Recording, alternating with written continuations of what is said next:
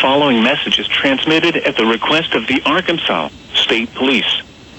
An Amber Alert has been issued for Braden Riley, a black male born on August 9, 2014. He is 4 feet 2 inches tall and weighs 100 pounds. He has black low-cut hair and brown eyes. He went missing on March 1, 2025 at 8:30 a.m. He was last seen in the Wakefield area of Little Rock, which is in Pulaski County. He may be wearing a red shirt, khaki pants, and possible army green jacket. The person he may be traveling with is unknown. If they are traveling, the vehicle is unknown at this time. If located, please call the Little Rock Police Department at 501-371-4829.